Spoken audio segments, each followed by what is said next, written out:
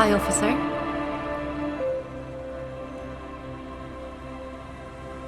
Anything I can help you with? You've graduated to Lawbringer now? Men with authority have their quirks. Comes with never being second-guessed about anything. So what brings you here, Lawbringer? A fishing village on the seashore. This place doesn't really have a name. It's sometimes called Illisible. The sign on the street leading here is illegible. Has been since they built this place. The name is Lillian. People call me Netpicker. I think I have time for questions, and that was actually the second one. Indeed, you're always confused as to your whereabouts. Let's see. Who are you looking for? I don't think I know what these are. Care to elaborate? Aha! Like snowmen. Two odd guys have been wandering around here, nosing sand, talking nonsense about snowmen and the like. I don't really know. Further down the peninsula, I guess. I mean, that's where they were heading. Who else are you looking for besides snowmen? Yeah, I'm not really looking for that anymore. Not much into the middle-class ones either. Could do with some landed gentry, but apparently they don't make those anymore. I wish I could help you with that, but I haven't seen your working-class husband. Maybe I can help you find someone else. Well, how can I assist you then, officer? Like I said, fish mostly. Sail the waves, take care of the kids, pick nets. Right now I'm tarring a little skiff.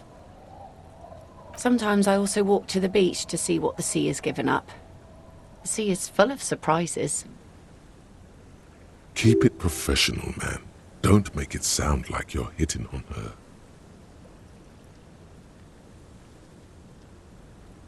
Oh, very. Finding pieces of glass, bits of wood. Every once in a while we get dead bodies. Human, animal, fish, other sea creatures. A mine washed ashore once. What else? Bottles, drugs also, lost cargo in general. Most of the time it's just wood and glass. Very romantic. All right.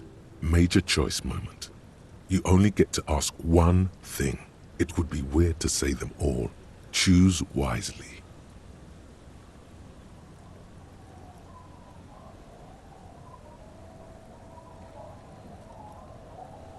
Yeah, that's what I tell myself every morning. Unfortunately, the factory sold this one with a 3-year warranty instead of a story. It's to intimidate folks, mostly. Not really. I know some basic moves, and I know it sure as hell beats a knife when you're in a tough spot. It's a regular mass-produced sword, like a shovel or an axe. Nothing fancy, just for intimidation. From time to time, people need a lesson in respect. That's just the way it is. Back in the day, I caught the eyes of many men. And believe me, men need a lesson in manners from time to time. Sure. Venomosity. But boys will be boys, and God knows we don't have many around. So far, the sword has been enough to keep them in line. What makes you think we haven't? The truth is that almost everyone in this life is scared and tired and stupid and too dull for that. That goes for men too, but they put on an act for us. Pretend like everything's good and living in shit doesn't bother them. Like anyone falls for that.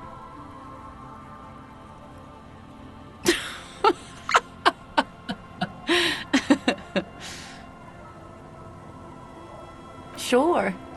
It looks as if you could face down any horror in the world with that same unchanging grin. It's like a shield.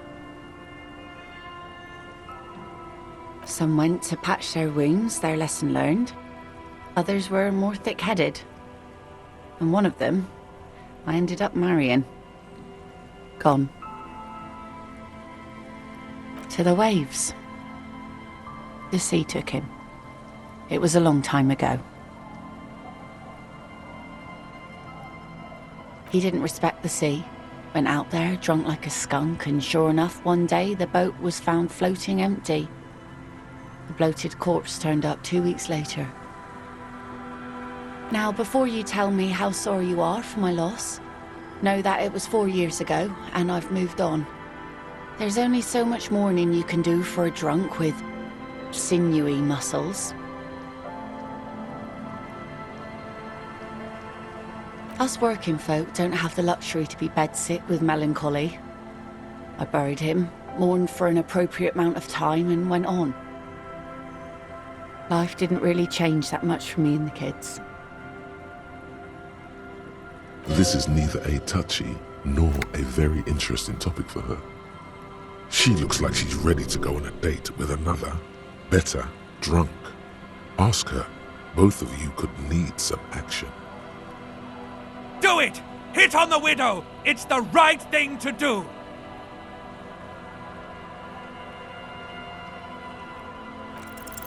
Oh yes, she does. You need to get your drink on. There is no other way for human beings to procreate. Not after 6,000 years of yeast cultivation-based mating rituals.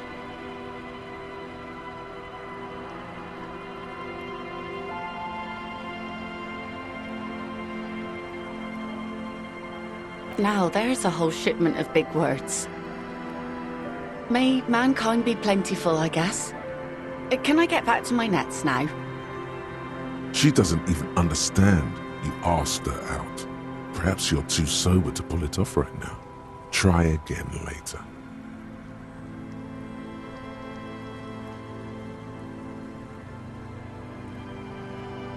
Sure is. The sun, I call her, coated with a fresh layer of tar just yesterday. It'll take some time for it to dry, assuming the sunny days continue. She looks at the boat, dripping with slush, and nods proudly.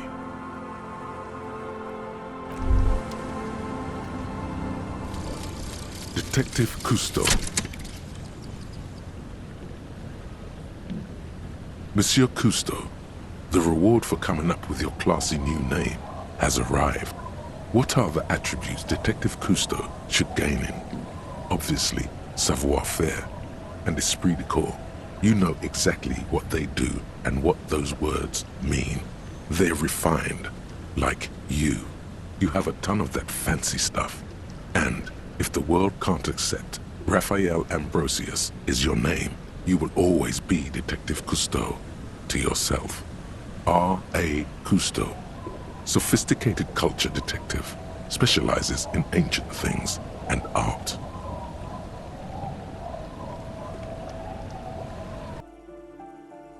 Yes, yes, I know who you mean.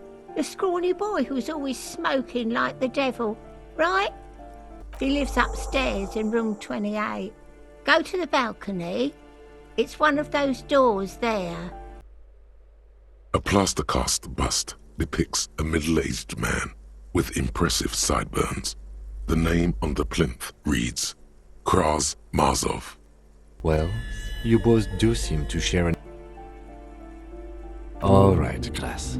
You fought in the revolution and everything, if you say so. Advanced race theory. Everything is calm in the eye of the race storm. Your mind is lucid and bright. The mind-bending phylogenetics appear more distant and, to be fair, a little ridiculous. The great race mystery has cleared up. All that's left to do is verbalize your thoughts. Go and talk to Measurehead about your newly found insights. Number 28. This is where the cleaning lady said the smoker on the balcony lives. Let's see if anyone's home. Knock on the door. No one answers. Looks like the young man we are looking for isn't home. I think our best chance to catch him is in the evening. We should return tonight after we have finished with our day's work. How about 9 p.m.? Sound good? Tonight at 9 p.m., right here, apartment number 28. Good, let's go. Yeah. Why? It's a wall. An ordinary wall. Why must we stop to look at this wall every time we pass by? We have business to attend to. Here you go.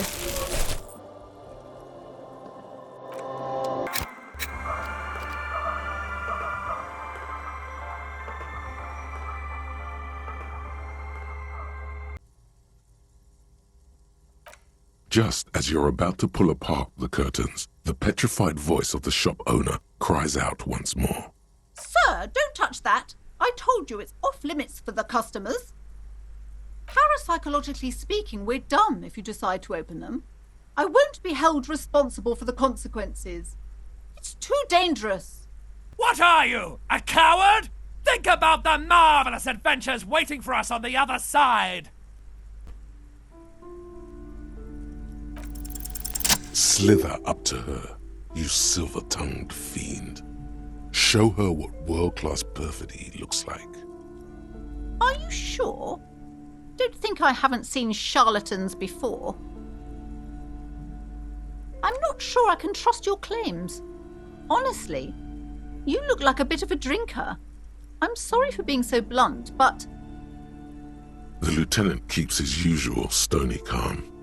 He silently picks out his notebook. Go ahead then, rock her world, he thinks. I'll compose some notes.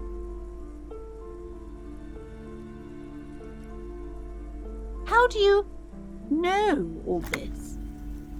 Here we go.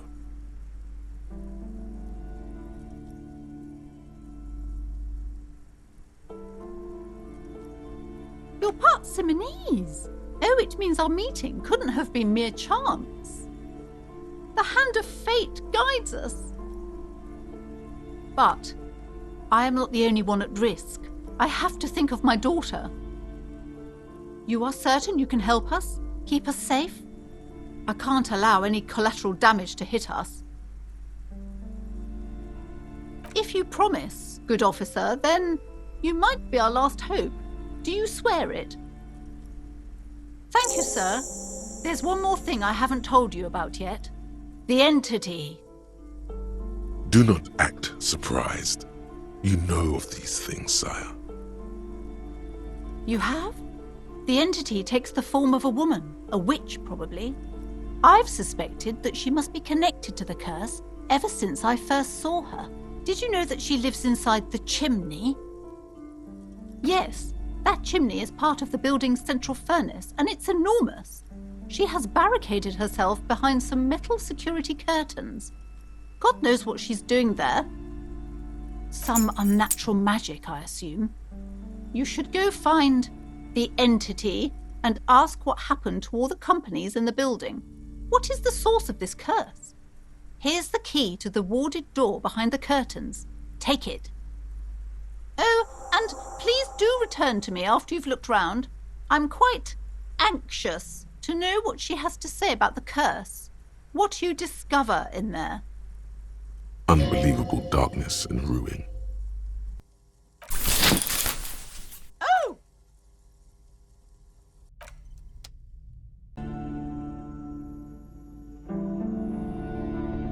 A heavy door with a missing handle stands before you, covered in dozens, if not hundreds, of Simonese trinkets and charms. It appears to be locked. Only an echo. No one is there.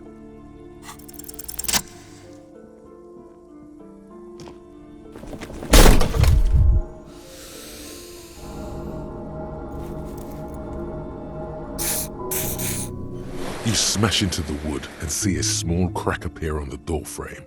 It's going to take one more try to break through to the other side. But you've done it. You're not thinking of trying again, are you?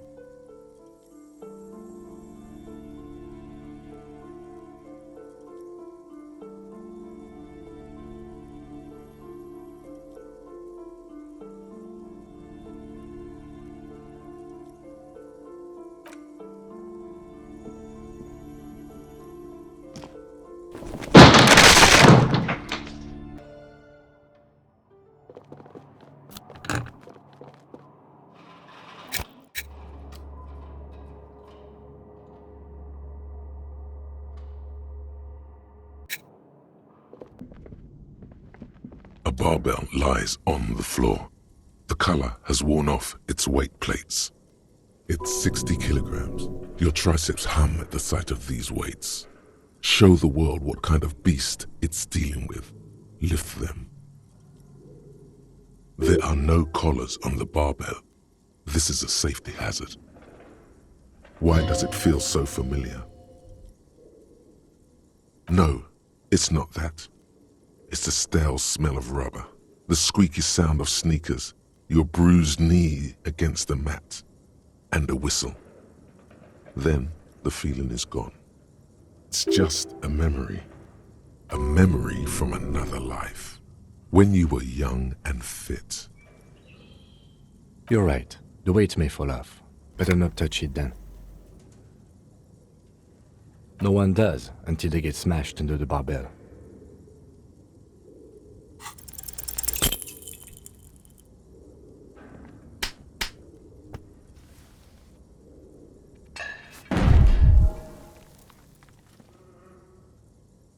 You manage to hoist it off the ground, but the barbell feels wobbly and dangerous.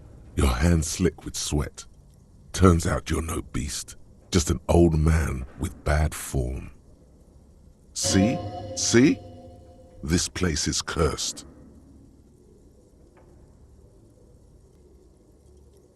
Weightlifting was never my favorite either. At the station gym, I mean. I prefer running. It clears your head.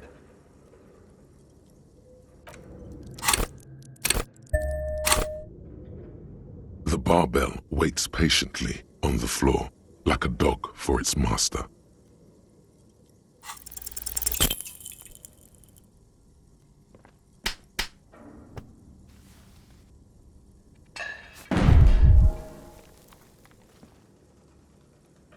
You manage to hoist it off the ground. But the barbell feels wobbly and dangerous. Your hands slick with sweat. Turns out you're no beast, just an old man with bad form. See? See? This place is cursed. Weightlifting was never my favorite either. At the station gym, I mean. I prefer The barbell waits patiently on the floor, like a dog for its master.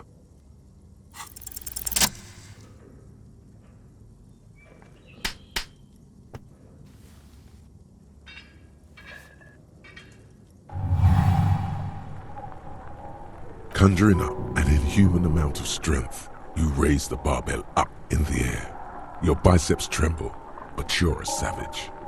This is a children's game.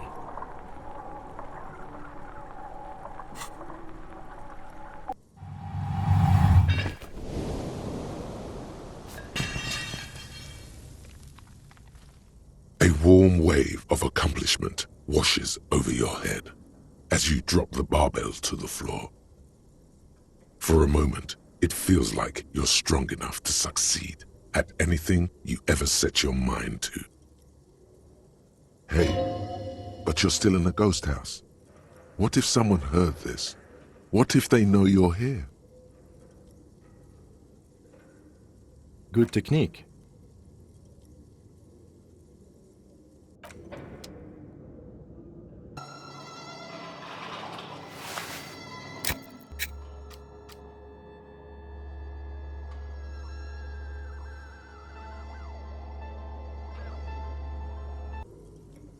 A hollow ring echoes through the furnace. Your toe hurts. What are you doing? Please wipe your face clean, officer. No, you're a proud warrior. Keep it. You can feel your cheeks turn red under the lieutenant's gaze. You look like a kid, not a police officer. Even the war paint can't conceal the embarrassment. Thank you. So, where were we?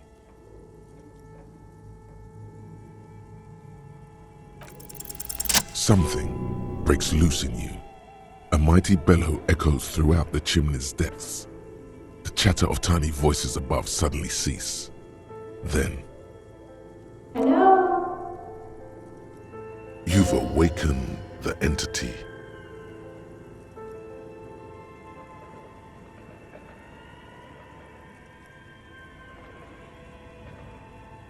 Hello? Did you say anything? can't hear you. Please come upstairs. There's a safety curtain on the second floor. I'll open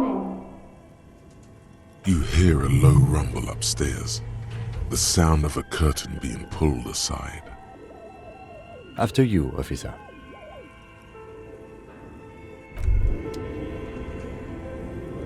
Bent metal, broken glass.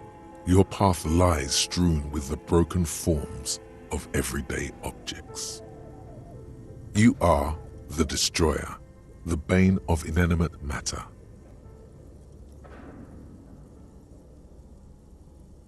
Kudos.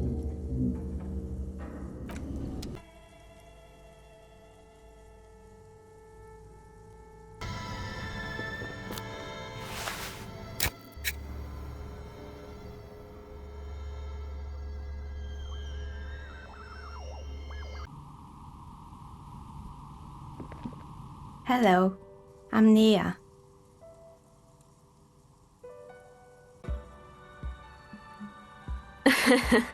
What, so the curse only affects people with poor work ethics? What you're describing isn't a curse, it's capitalism. Time has come to face the source. Fear not, for the forces of the universe are supporting you in this psychic quest.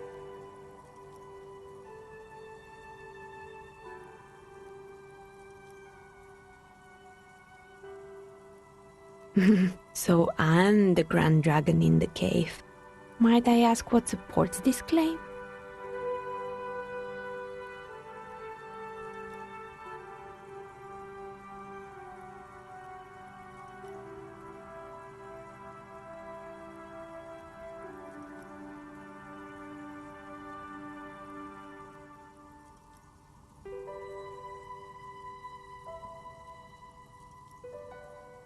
Ethereal?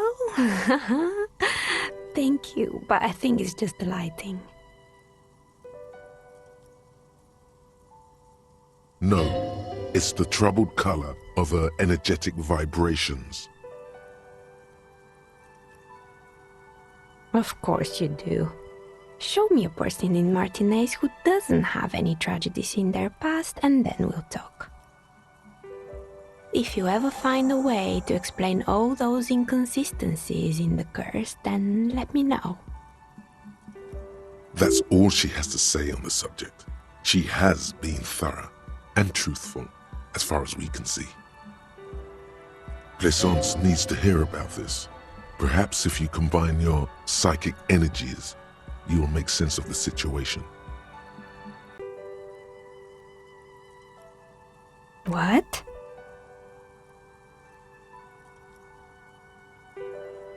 Right. Apricot chewing gum scented one. August 2nd, early late summer. You're getting off the streetcar in Le Jardin, east of the river. Her father and mother are middle class. The nylon of her little jacket rustles next to you in the dark like autumn leaves. Her heels click on the pavement. You're walking up to the gate in front of her parents' house.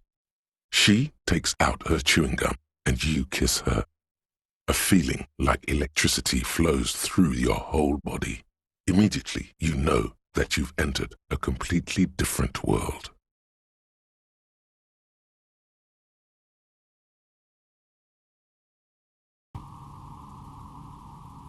Hey. Psst. Psst. Hey, you. Yes, you. Word on the street is you're ready to start building communism again. Yes, you're ready to start building communism again. You've built it before. They've built it before. Hasn't really worked out yet. But neither has love. Should we just stop building love, too? Good. We need tender men like you building gargantuan communism. Word on the street is it's going to be 10,000 times larger than any communism previously attempted by human beings. Is that right? You keep saying things like, down with the bourgeoisie, eat the rich.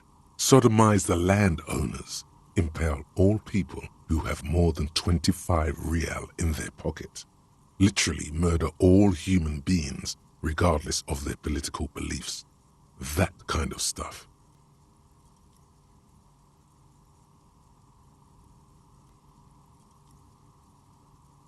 Oh yes, the mask of ambivalence.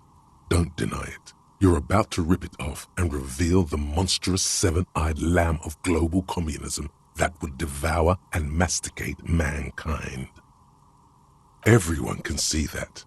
So tell me, do you have any questions before we fire up the big communism builder? Or do we get right down to it? Failure.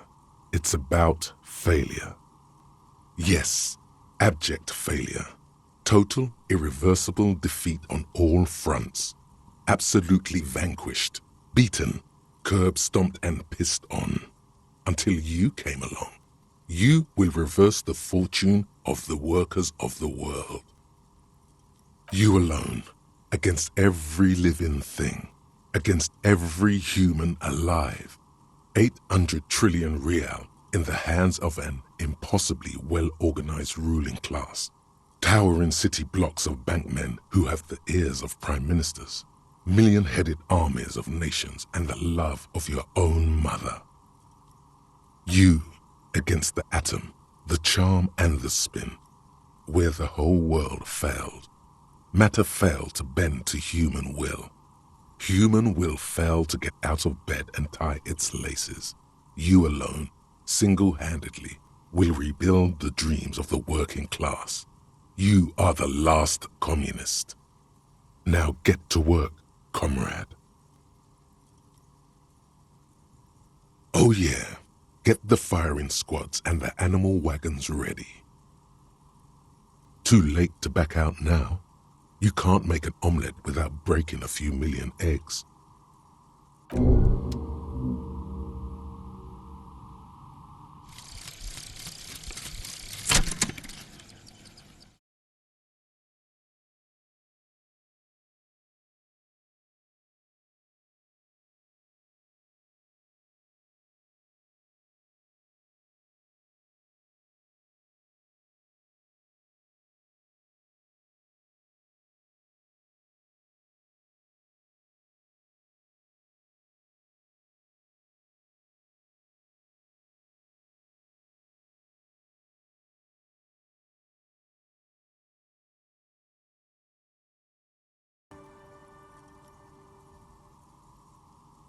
A star that fell from the firmament?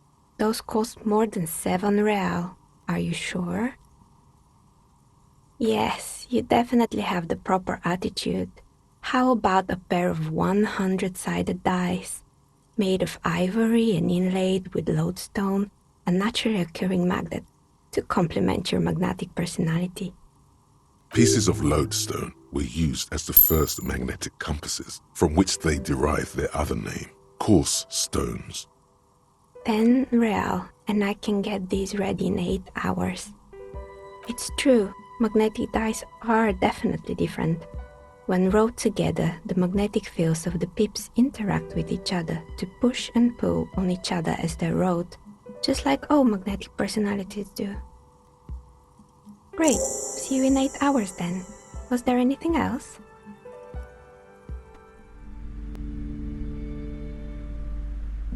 You broke down the back door.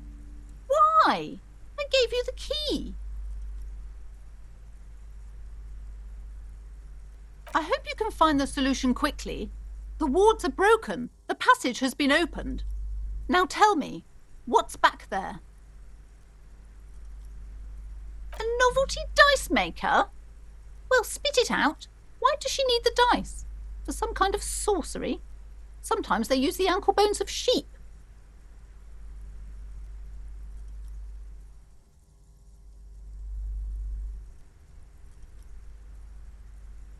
I don't understand. If it's not her, then where is the source of the doom? How did she explain the curse? She's squeezing on the pendant too tight. A drop of blood in her palm.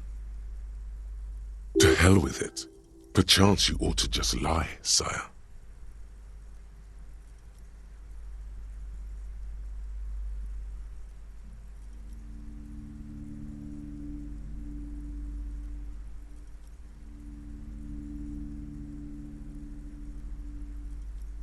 A third-order presence, yes.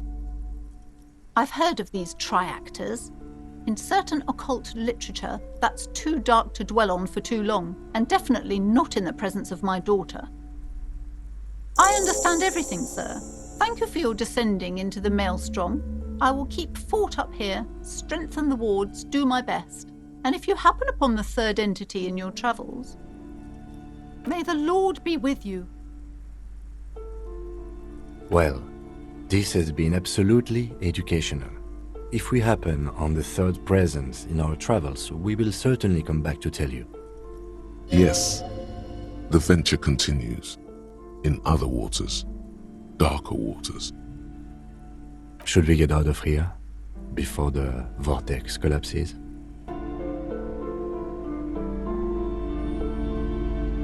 Do you feel that?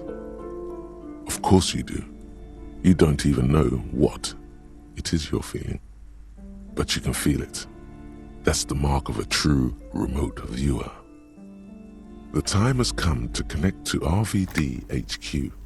By establishing a connection, you'll have proved yourself worthy as a remote viewer.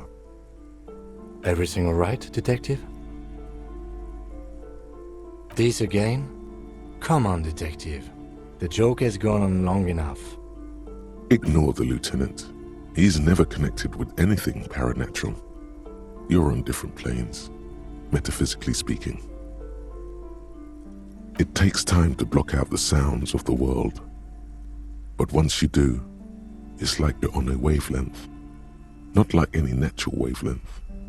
No, there seems to be something on the other end. If only you could listen closely enough. Oh, for God's sake. This is a bunch of... Bzzzt. Do you copy? This is RVD HQ. Anyone there? Can it be? We haven't heard that name in ages. Welcome to the RVD, Firewalker.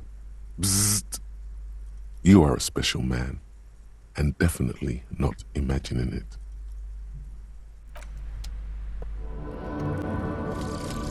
The Bow Collector. It's early in the morning. The world is dark blue.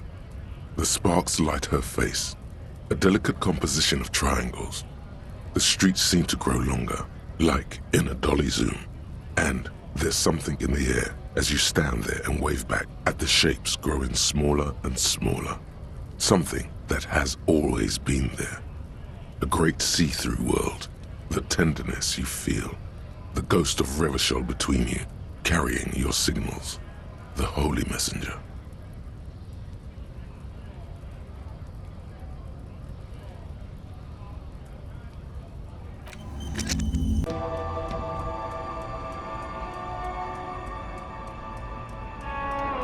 Everything's still cool here, officer.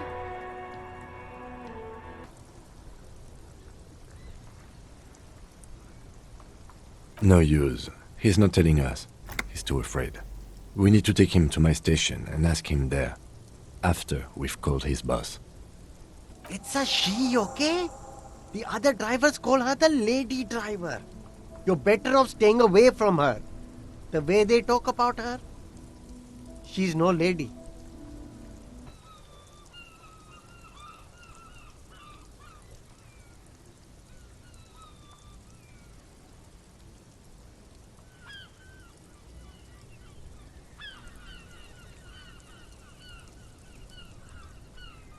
You've seen the corpse in the yard, yes? You took a peek. I know you did. Does it look like his friends protected him? Nah, you wouldn't just leave him out there if you... The lieutenant turns and gives you a barely perceptible nod. I've softened him up as best I could. Now it's on you to finish the job. Men like this only respect two things: strength and fear. Time to turn up the volume. Fuck you, I told you. I'm not gonna... There. His voice grows smaller as yours.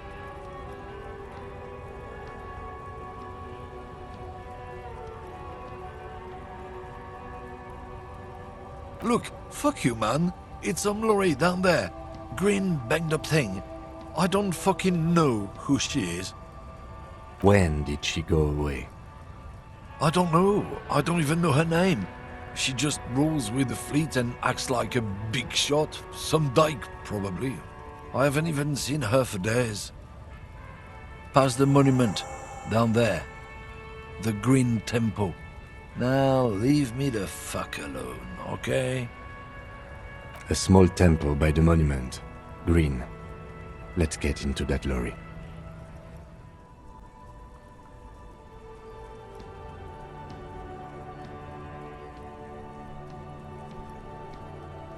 Super cool! Now the premium lifestyle is yours, officer. The sneakers seem to vibrate in your hands with an almost mystical energy. The junk is yours, officer. Happy listening! Try not to hurt your ears with that Samaran garbage.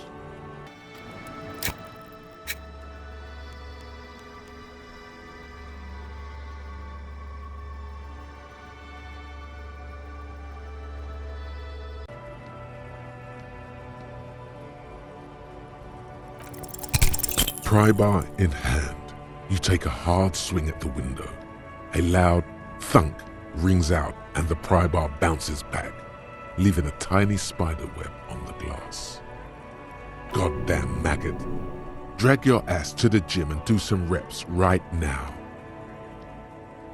Another futile thunk sounds in the brisk coastal air. This has been hard enough.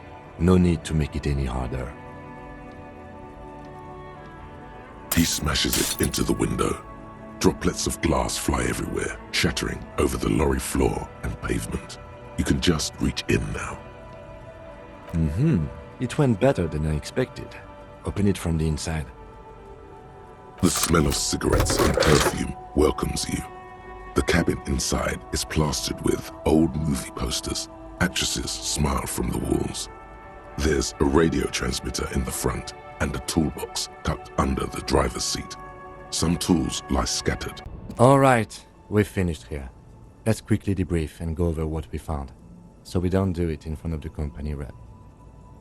Honestly, I'm quite worried by what we've seen so far. The evidence seems to point to a rather extensive and well-organized operation. I'm especially intrigued by that radio transmitter, particularly the sheer number of stations it can connect. Looks like this alleged drug trade casts a wide net. I'm not sure what the ULAN frequencies are all about, but they may hold some significance. Perhaps it's a better way to connect between fleets while avoiding frequency bleed, or maybe it's used to tap into RCM networks. Oh, and the maps we found. They reveal the geographical extent of the operation. Looks like they've used abandoned tunnels and access roads to stay hidden. This is useful info. As elegant as they are, I don't think they are relevant to the drug trade. I'm going to say no. We didn't find anything conclusive linking them to the smuggling operation. But somehow, I doubt that Everard Clare would be oblivious to something like this happening right under his nose. My suggestion is, we use it against the Union in any way we can, to our own ends. It's a slippery hill, but we just might be able to pin them down, indirectly, down the road. In short, this is a future angle, possibly a good one. We should return to the murder case, see what Joyce tells us about the lynching. When we are done for the day, I call my station and suggest our narcotics department look into it. There are more than enough grounds to start an official investigation, sometime later when we are done here. We do not want to get caught in that. The fact that one hasn't started already gives me pause, an investigation I mean. Especially if the Madrid grouping is involved, and I can't imagine they aren't. It's certainly worrisome. All the same, I don't like the idea of internal affairs descending on the matter. That won't help anyone either. Debrief over. After you. You're back. Good. What can I help you with? Yes, my eyes on the harbour have sent word to that effect. What have you discovered? It doesn't really matter, and I do apologise for the surveillance. Wild Pines can't afford to be blind at a time like this. In any case, it's a relief to know someone has looked into it. If I may ask, will there be an official investigation? I assume you discovered there is an operation. If there is an investigation, it will be part of an ongoing operation, subject to confidentiality. I am sure you understand. Of course, detectives. In any case, you've held up your end of our arrangement. I trust you with the rest. Now it's my turn. I wouldn't normally break protocol like this, but the situation demands it. If you don't solve this murder, I'm afraid we may have a bloodbath on our hands. Yes, I'm afraid this strike may descend into a small-scale civil war, with possible consequences for all of Rivershoal West. Since you are sharing, ma'am, this is also the RCM's worst-case scenario. Then we're on the same page, as grim as it may be. I have an indirect role to play, I'm sad to say. My employer experienced a momentary lapse of faith in me. In that moment, they elected to deploy a private military contractor as an insurance measure. They called it my security detail. They were dispatched after I relayed the union's initial offer. Every worker a member of the board. I tried to convince my employer it was simply a piece of rhetoric and not a serious demand, but the stridency of it seems to have spooked them. Absolutely not. These mercenaries are muscle, pure and simple. They are meant to intimidate the Union into surrendering. Who are they, exactly?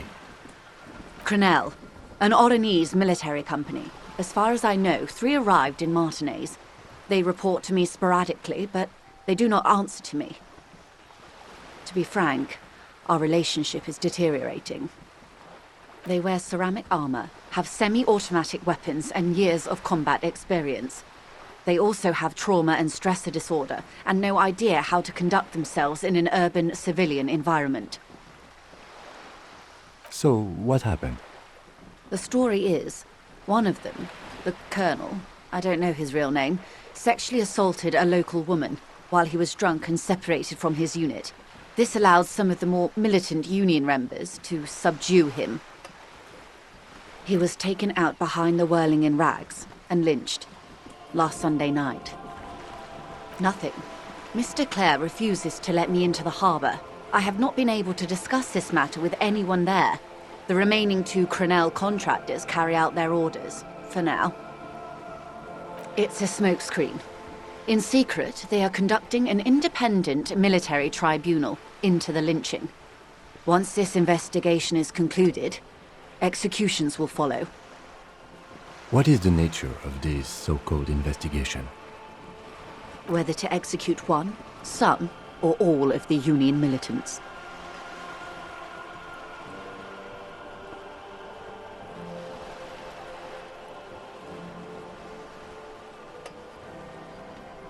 It is very far from disco. My only hope is that you provide a single, concrete suspect before the mercenaries indiscriminately pick theirs. Simply put, if you don't pin this on someone good and do it fast, they will identify and execute everyone present at the lynching. This in turn will force the Union to respond.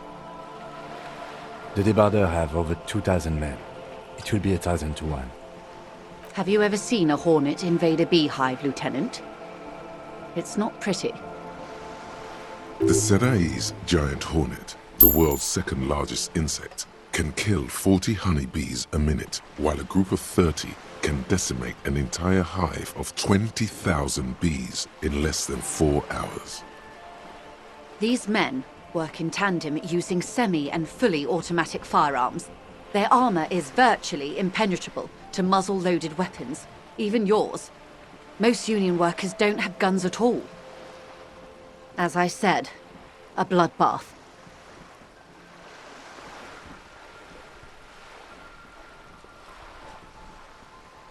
It doesn't have to be like this. Nameless, badgeless officer of the citizens' militia. One single concrete suspect delivered into civil court, and I may be able to defuse this situation. Not much. Their public resume is relatively good, as far as private military contractors go. I believe they were once called Downwell. They boast a long list of clients: Saint-Baptiste, Welchman Lorenz, Eintracht. A warning sign, however. The operations concerned all take place in third or fourth world countries. Guarding facilities, escort missions and such. Meaning they're used to operating in war zones. Yes. All the good conflict corridors, Supramundi, Yesut, the Seminese Islands, countries that don't have a good record reporting atrocious military conduct on their soil.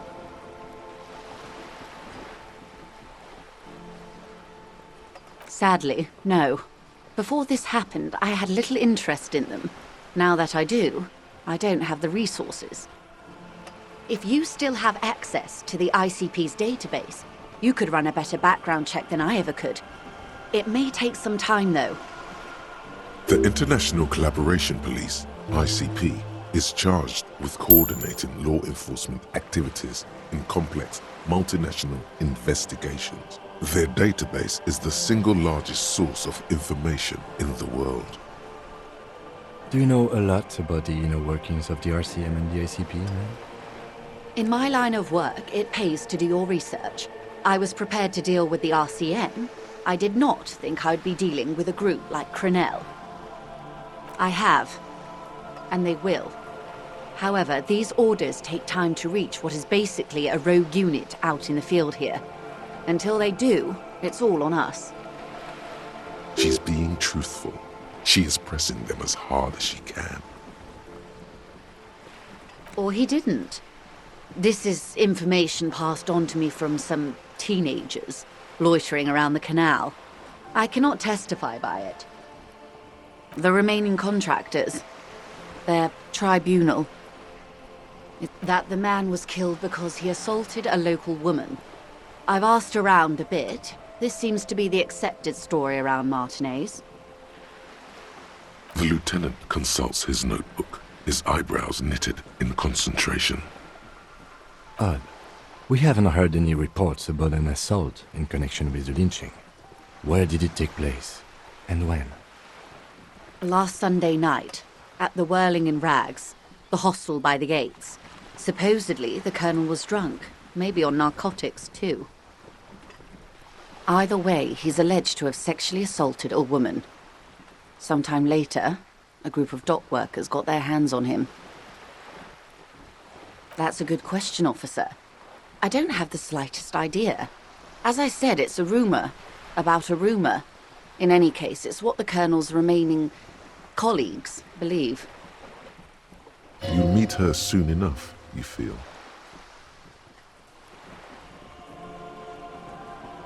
If you mean did I see him alive, yes. But I did not know him. Lely, his service name, a nom de guerre most likely. He wouldn't divulge his full name. Only one of them did. A bad sign if there ever was one.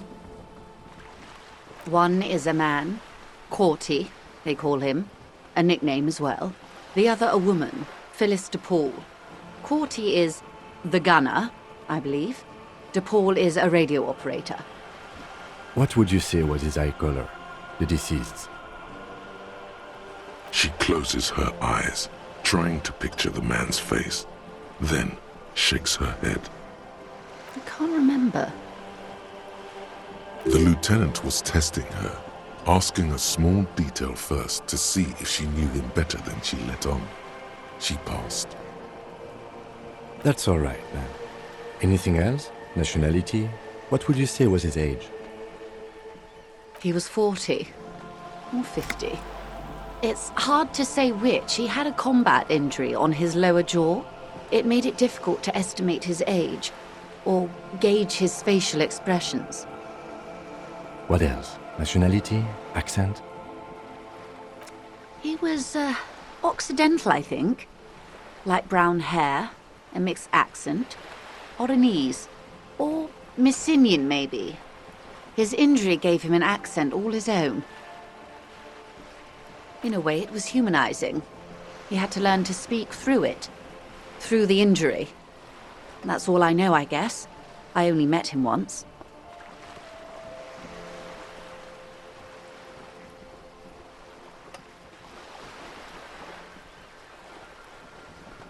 They've gone to ground, as it were.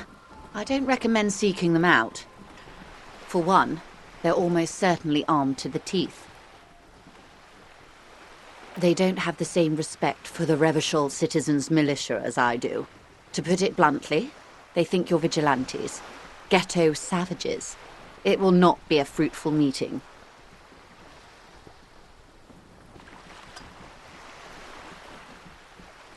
You're likely to run into them eventually. When that happens, I'll be in a better position to mediate if I don't appear involved. One must be at the harbour gates, causing trouble, directing strike-breakers, perhaps. You can hear the sounds of the ruckus coming from there all the time. The other has a vantage point in a building south of the roundabout. They were keeping tabs on you while you were canvassing the lorry drivers. That may be so. I still hope you heed my advice. There's no need to kick the hornet's nest. For all your talk of averting this catastrophe, the situation at the gate is a powder keg. Does this not bother you? Of course it bothers me, Lieutenant. But my hands are tied. How would my employer react if it appeared I were intervening on behalf of the Union? Your concern may be appearances. Ours is keeping the peace. That would afford a good vantage point. In any case, it's practically inaccessible. Where is your radio for contacting them, if I may ask? Do you have an earpiece? Heavens no. I'm not an undercover agent. There's a shortwave at the ship's wheel. I hope I can answer it better.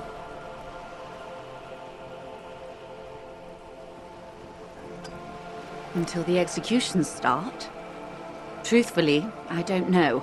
It depends on their progress identifying the members of the lynch mob, and their impatience. They don't report their progress to you? Not on this matter. I'm afraid they consider this a personal initiative. It's a matter of days, not weeks. I am sorry to have been the bearer of bad news. If there is anything else I can help you with, please ask.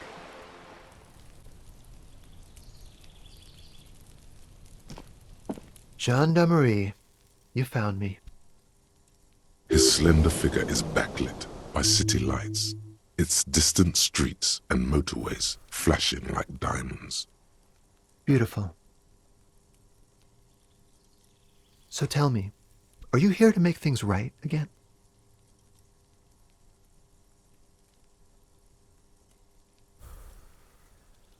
Beautiful. I have some good news for you. My Sunday friend is visiting me tonight. I told him about you and he'd like to say hello. Step in. He's already waiting. That's why I chose this place. Martinez is special, isn't it? Wait. Suddenly you are digging things? Trust me, you do.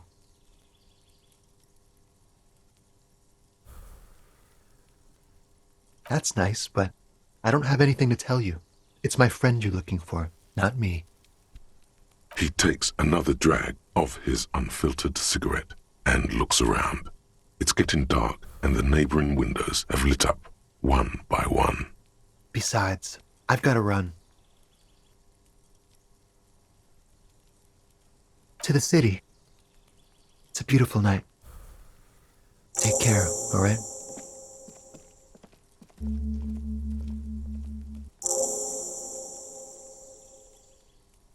Come on, detective, let's go.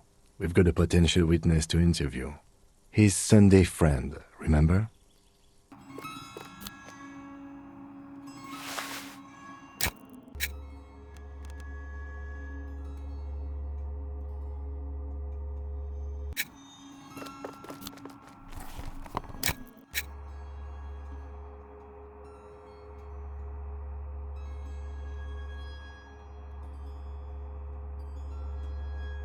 officers of the Revachol Citizens Militia.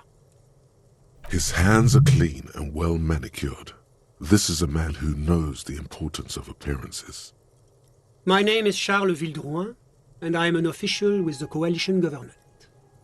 I work for the Institute of Price Stabilité on assignment from Sur-la-Clé. I heard you talking to my friend outside. Very good. Super. I am here to assist you in any way possible. Ask me about the hanging. I'm sorry to say I did, officer.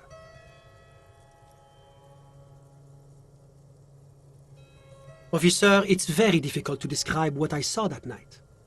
It was so surreal to me, like in a play.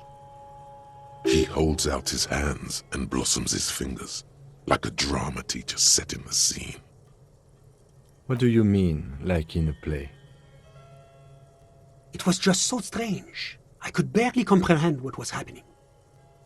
I was on the balcony when it happened, getting some fresh air. I remember that first they came in, carrying what looked like a body. And then I saw all the surrounding windows go dead, one by one. That's when I understood. I should not be seeing this. Sounds like the victim was unconscious, or at least incapacitated. Interesting. I couldn't see their faces well, and there were quite a few of them. But they were very loud and very Martinez.